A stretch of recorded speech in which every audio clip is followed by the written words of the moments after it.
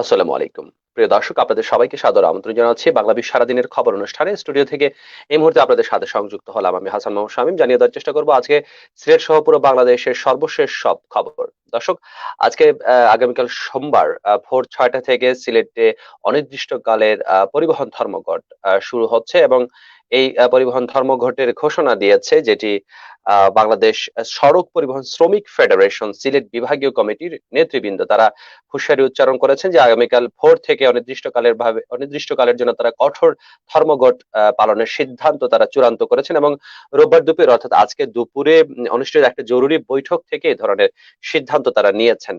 মূল যে বিষয়টি হয়েছে দর্শক, সেটি হচ্ছে এই চলতি বছরের 17ই ফেব্রুয়ারি নগরীর চৌহাট্টায় অবৈধ যে মাইক্রোবাস স্ট্যান্ড সেটি উচ্ছেদ করতে যায় সিলেট সিটি কর্পোরেশন এবং সে সময় সিলেট সিটি কর্পোরেশনের যারা কাউন্সিলর ছিলেন এবং কর্মকর্তা কর্মচারীরা ছিলেন তাদের সঙ্গে মাইক্রোবাসের যারা স্ট্যান্ডের ড্রাইভাররা ছিলেন, যারা শ্রমিকরা ছিলেন, তাদের মধ্যে সংঘর্ষ বেঁধেছিল এবং সেই সংঘর্ষ বাধার পরে সিসিক এবং পুলিশের পক্ষ থেকে পৃথকভাবে দুটি মামলা দায়ের করা হয়েছিল এবং পরবর্তীতে পরিবহন শ্রমিকদের ধর্মঘট এবং কঠোর কর্মসূচির আলটিমেটামের প্রেক্ষিতে এরপরে পরিবহন শ্রমিক নেতৃবৃন্দ এবং সিসিক মেয়রের মধ্যে একটা সমঝোতা বৈঠকও অনুষ্ঠিত হয়েছিল। সেই সমঝোতা বৈঠকে যেটা সিদ্ধান্ত হয়েছিল যে শ্রমিক নেতৃবৃন্দদেরকে 5 লক্ষ টাকা ক্ষতিপূরণ দেবে সিলেট সিটি কর্পোরেশন এবং মামলাও প্রত্যাহার করা হবে এবং সেই বৈঠকের যে ফল ছিল সেই বৈঠকের কথা অনুসারে পরিবহন শ্রমিকদেরকে কিন্তু 5 লক্ষ টাকা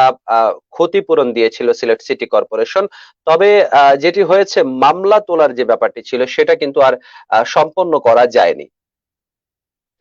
সিসিকর পক্ষ থেকে পরিবহন শ্রমিকদের 5 লক্ষ টাকা ক্ষতিপূরণ দেওয়া হয়। এ সম্পর্কিত বিস্তারিত প্রতিবেদন করেছে সিলেট ভিউ 24। তারা লিখেছে, কিন্তু সময় মতো আপোষনামা প্রস্তুত না হয় 8 জনের বিরুদ্ধে সিসিকের মামলায় গ্রেফতারি পরোয়ানা জারি হয়ে যায়।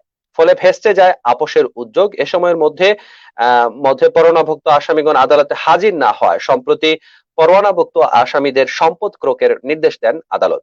এর মধ্যে গত শুক্রবার সিসিক মেয়র আরিফুল হক চৌধুরী তিনি উমরা হজ পালন করতে সৌদি আরব চলে গেছেন। চলে যাওয়ায় কিন্তু আরো সংকট আরো ঘনীভূত হয়েছে।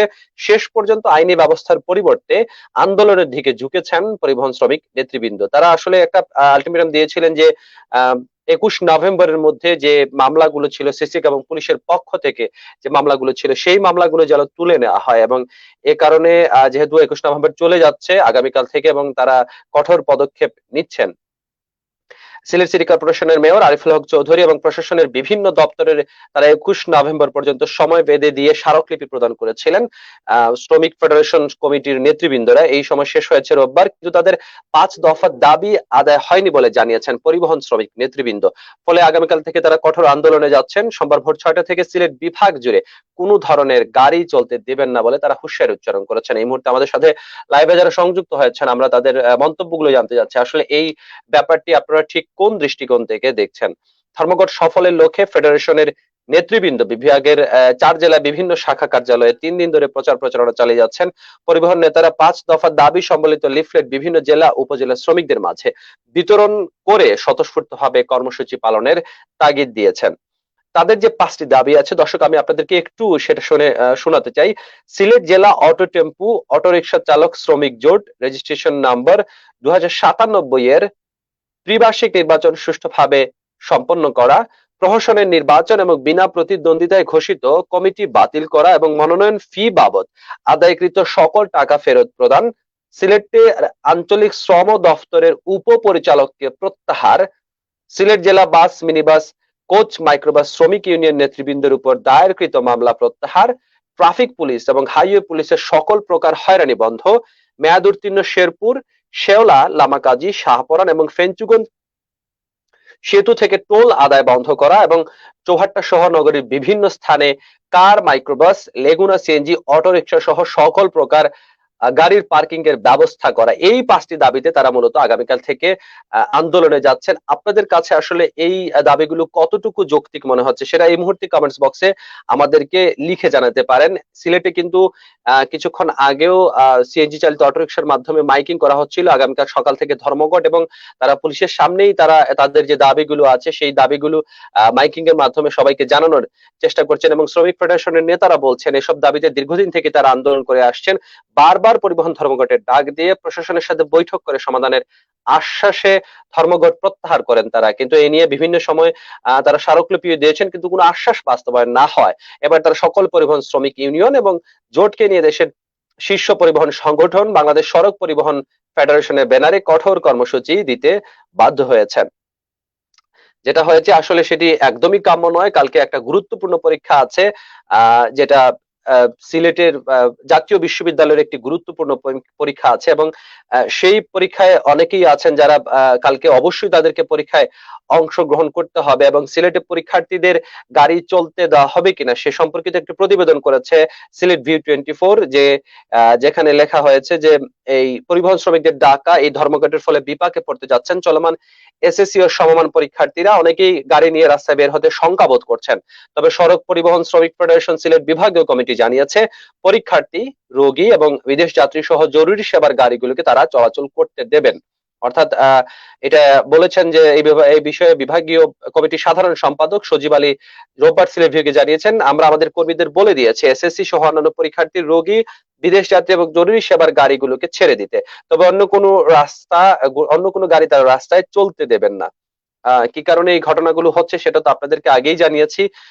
দর্শক, নানাভাবেই শ্রমিকরা বঞ্চিত, নানাভাবে তারা ক্ষতিগ্রস্ত হচ্ছেন, কিন্তু আসলে ধর্মঘট দিয়ে আসলে কোনো একটা সমাধানের পথে যাওয়া এবং মানুষজনকে ভোগান্তির মধ্যে ফেলে রেখে এটা আসলেই খুব একটা মেনে নেওয়া যায় না। দর্শক, আরো কিছু খবর আপনাদেরকে জানানোর চেষ্টা করছি। পরিবহন শ্রমিকদের ধর্মঘট নিয়ে ইতিমধ্যেই সিলেটে অনেক আলোচনা উঠে এসেছে, যে কারণে আসলে মানুষজন ভোগান্তির শিকার হচ্ছে। শুধুমাত্র যে এসএসসি পরীক্ষার্থীরা নন, জাতীয় বিশ্ববিদ্যালয়ের কালকে কিন্তু গুরুত্বপূর্ণ কিছু পরীক্ষা আছে, এবং সেই পরীক্ষার কেন্দ্রগুলো সিলেট এমসি কলেজ, সরকারি কলেজ, মহিলা কলেজ, এসব কেন্দ্রগুলোতে আছে, এবং এইসব কেন্দ্রগুলি দূর দূরান্ত থেকে মানুষ জনকে আসতে হবে, যে কারণে আসলে এটি একটি কষ্টকর ব্যাপার হয়ে দাঁড়িয়েছে মানুষজনের দাঁড়িয়ে। দর্শক, একটা খবর পড়তে শোনাতে চাই। উসমানী উদ্যানে 41 গাছের গোড়ায় 16 কোটি টাকা, এরকম একটি প্রতিবেদন করেছে সিলেট ভিউ 24।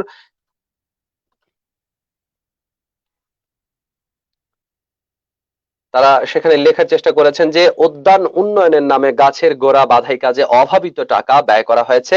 এক একটি গাছের গোড়া কংক্রিট দিয়ে বাধাই করতে গড়ে ব্যয় করা হয়েছে 43,53,000 টাকার মতো। আর সব মিলিয়ে ছোট বড় 41টি গাছের গোড়া বাধাতে খরচ দেখানো হয়েছে 16,24,20,000 টাকা। ঢাকা দক্ষিণ সিটি কর্পোরেশনের ডিএসসি উসমানী উদ্যান উন্নয়ন প্রকল্পে এমন অর্থ ব্যয়ের ঘটনা ঘটেছে। তবে এখানেই শেষ নয়, ব্যয়ের হিসাব প্রকল্পের কাগজপত্র ছড়িয়ে ছিটিয়ে রাখা হয়েছিল। স্বাভাবিকভাবে কোনো প্রকল্পের কাগজপত্রে যা হয় না, যাতে একটি গাছের জন্য যে কম বেশি প্রায় অর্ধ কোটি টাকা খরচ করা হয়েছে তার জন্য সহজেই চোখে না পড়ে। গাছ রক্ষার নামে এমন অবাস্তব খরচ দেখে খোদ নগর ভবনের কর্মকর্তারাই হতবাক হয়ে গেছেন। এরকম আসলে দুর্নীতির অনেকগুলো ঘটনা বিগত কয়েক দিন ধরেই কিন্তু উঠে আসছিল, এবং যেটি হচ্ছে এ ধরনের ঘটনার যদি সুষ্ঠু সমাধান না হয় তাহলে কিন্তু সরকারি পর্যায় থেকে এ ধরনের দুর্নীতি আসলে কোনোভাবেই কিন্তু মেনে নেওয়া যায় না। দর্শক, আমরা আপনাদেরকে জানানোর চেষ্টা করছি অন্যান্য খবর। খেলায় পাকিস্তানের সমর্থন করলে আইনি ব্যবস্থা অতি সাম্প্রতিককালে একটা হট টপিকস হয়ে দাঁড়িয়েছে। বাংলাদেশ পাকিস্তান টি-20 সিরিজের প্রথম 2 ম্যাচে প্রচুর সংখ্যক মানুষ পাকিস্তানের জাতীয় পতাকা নিয়ে স্টেডিয়ামে এসেছিলেন। মিরপুর শেরে বাংলা জাতীয় স্টেডিয়াম, যেটি হোম অফ ক্রিকেট নামে পরিচিত, সেখানে এসেছেন এবং সেখানে তারা পাকিস্তানের পক্ষে সমর্থন দিয়েছেন, উল্লাস করেছেন। আজকে সেই সম্পর্কিত একটি প্রতিবেদন করা হয়েছে, সেখানে লেখা হয়েছে বাংলাদেশ পাকিস্তান ম্যাচে পাকিস্তান দলের সমর্থন শোভন উল্লেখ করে পাকিস্তান সমর্থকদের বিরুদ্ধে আইনি ব্যবস্থা নেওয়ার কথা জানিয়েছেন মুক্তিযুদ্ধ বিষয়ক মন্ত্রী আকম মোজাম্মেল হক। আজকে সচিবালয়ে মন্ত্রিপরিষদ বিভাগের সম্মেলন কক্ষে একটা অনুষ্ঠানে সাংবাদিকদের প্রশ্নের জবাবে তিনি এই কথা বলেন। এর আগে বাংলাদেশ পাকিস্তান ম্যাচে মিরপুর শেরে বাংলা জাতীয় স্টেডিয়ামে পাকিস্তান ক্রিকেট দলকে সমর্থন করে সেই দেশের পতাকা ওড়ান কিছু বাংলাদেশি সমর্থক। নিজ দেশের মাটিতে হওয়া ম্যাচে অন্য দেশের সমর্থন করে পতাকা ওড়ানোর বিষয়টি ইতিমধ্যেই নানা আলোচনা সমালোচনা হচ্ছে। এখন বাংলাদেশের বিপক্ষে খেলার সময় পাকিস্তান দলকে সমর্থনকারীদের বিরুদ্ধে ব্যবস্থা নেওয়া হবে কিনা, সাংবাদিকদের এমন প্রশ্নের জবাবে মুক্তিযুদ্ধ বিষয়ক মন্ত্রী বলেছেন, আপনারা বিষয়টি সরকারের দৃষ্টিগোচর করেছেন, আমরা অবশ্যই পরীক্ষা নিরীক্ষা করে দেখব। পাকিস্তান সমর্থনকে দুর্ভাগ্যজনক উল্লেখ করে তিনি বলেন, একটা টিমকে যে কেউ সাপোর্ট করতে পারে, কিন্তু বাংলাদেশের সঙ্গে খেলার দিন অন্য টিমকে সাপোর্ট করা একজন দেশপ্রেমিক নাগরিকের জন্য নিঃসন্দেহে শোভনীয় মনে হবে না। তিনি কবি আব্দুল হাকিমের বঙ্গবাণী কবিতা থেকে উদ্ধৃত করে মুক্তিযুদ্ধ বিষয়ক মন্ত্রী এ সময় বলেন, যেসব বঙ্গেতে জন্মে হিংসে বঙ্গবাণী, সেসব তাহার জন্ম নির্ণয় ন। জারি। দর্শক, আমরা আশা করব খুব দ্রুত সময়ের মধ্যে বাংলাদেশের মাটিতে বসে বাংলাদেশের ম্যাচে অন্য দেশের পতাকা উড়ানোর ব্যাপারটি অবশ্যই সরকার দৃষ্টিগোচর করবেন এবং এই সম্পর্কিত যথাযথ যে আইনটি আছে সেটির প্রয়োগ নিশ্চিত করবেন। দর্শক, আমরা আগামীকাল আপনাদের সাথে আবারও সংযুক্ত হবো, এভাবে জানানোর চেষ্টা করবো সিলেট সহ পুরো বাংলাদেশের সর্বশেষ অবস্থা। সে পর্যন্ত সবাই ভালো থাকুন, সুস্থ থাকুন, বাংলা ভিউর সাথে থাকুন। খোদা হাফেজ।